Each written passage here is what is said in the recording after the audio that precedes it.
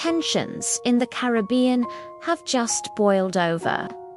In early September, the United States Navy conducted a strike on a boat suspected of smuggling drugs from Venezuela.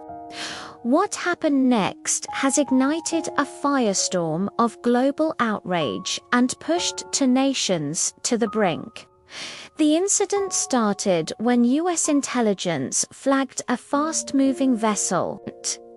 According to American officials, the boat ignored warnings to stop. In response, U.S. forces opened fire, disabling the vessel.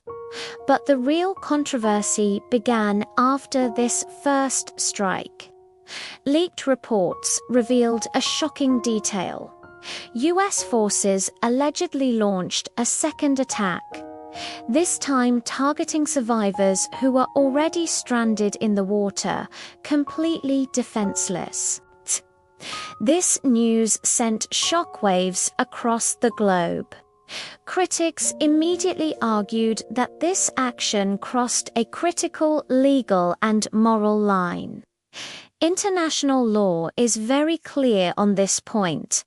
Once a combatant is incapacitated or shipwrecked, they are no longer a target.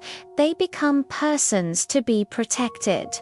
Targeting individuals who are helpless in the water could be considered a war crime.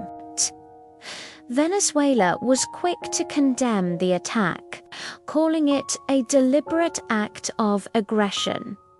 Human rights organizations from around the world joined the chorus, demanding accountability and a transparent investigation. Legal experts weighed in, warning that if the allegations are true, the U.S. could face serious international consequences. They stressed that the principle of protecting those rendered incapable of fighting is a cornerstone of humanitarian law. In Washington, the official story was very different. White House officials stood firm, insisting the entire operation was lawful and justified.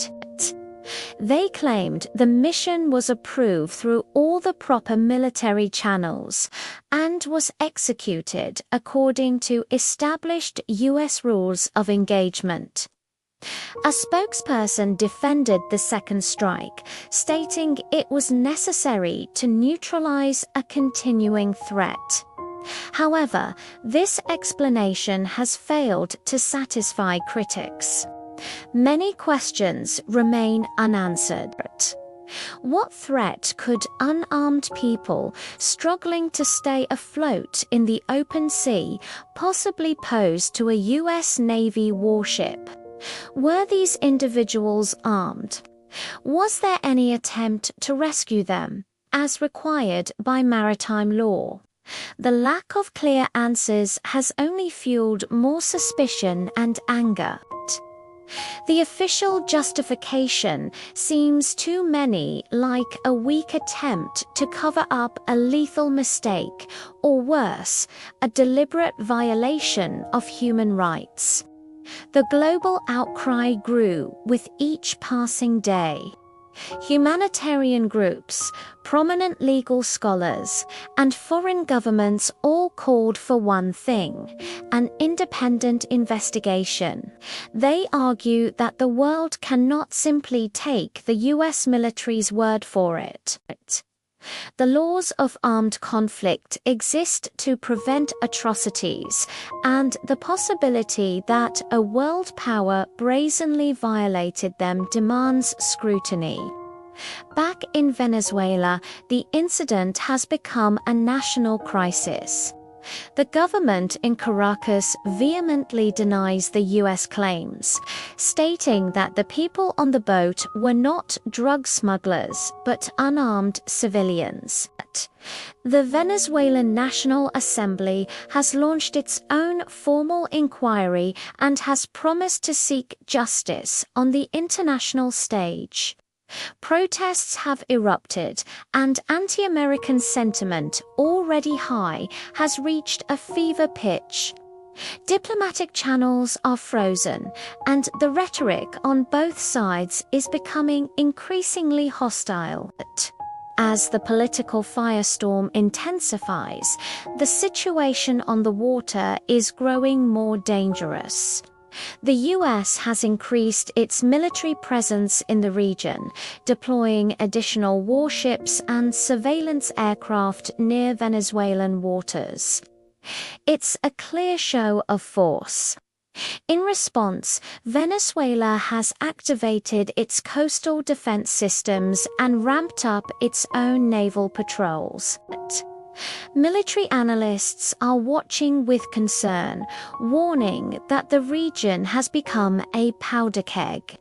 With both sides on high alert, a single miscalculation or misunderstanding could easily escalate into a wider, more devastating conflict.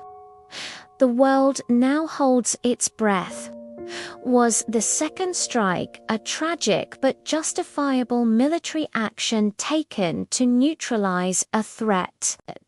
Or was it a cold-blooded massacre of helpless survivors, a grave breach of international law? This single incident has torn open a new chapter of distrust and hostility between two nations with a long and troubled history. As warships patrol the tense waters of the Caribbean, the future of US-Venezuela relations hangs precariously in the balance, and the search for truth is more critical than ever. The answers could determine whether we see a return to diplomacy or a descent into war.